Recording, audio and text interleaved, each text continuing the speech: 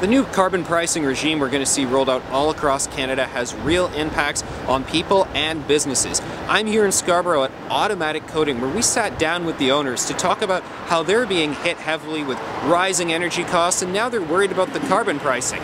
They've had US companies, US government, suppliers, contractors say, hey, come down south. Sometimes it looks pretty attractive to them, but they want to stay here in Ontario. And now they've banded together with other companies to form a coalition of manufacturers to say to the government, hey, don't forget about us. My father started the company in the 1950s repairing appliances, washers, dryers, that sort of thing.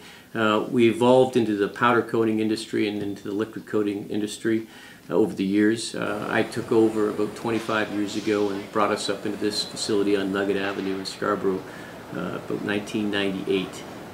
We got involved with United States Navy work, pipeline work, and a wide variety of general industrial work over the years.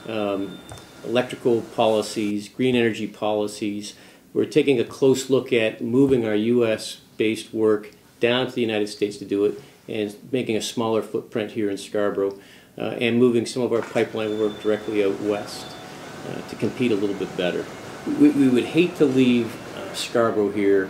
We've got a great group of people, very committed to our community, to the hospitals, to the schools, to our employees. When I looked at my energy bill, the first thing I did was go to both my hydro and my natural gas bill, and I saw on my hydro bill a $10,000 increase from the global adjustment charge in just 1 month, which is huge for us. It's a huge cost.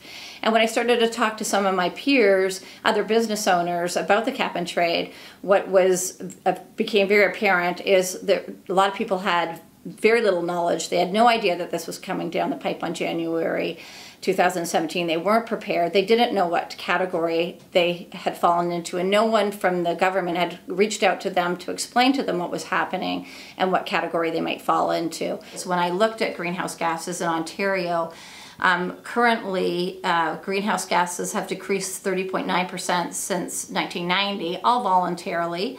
And we today sit 15 points below the 2020 objective of the Ontario greenhouse gas. So I wonder, why are we bringing out this punitive cap and trade policy when we're already on the right track and overachieving the targets that the Ontario government set out?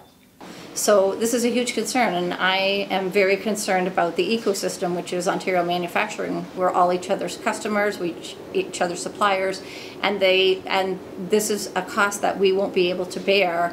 And so one of three things are going to happen. Companies are not going to grow, they're going to close, or they're going to move, and all of those are bad things for Ontario.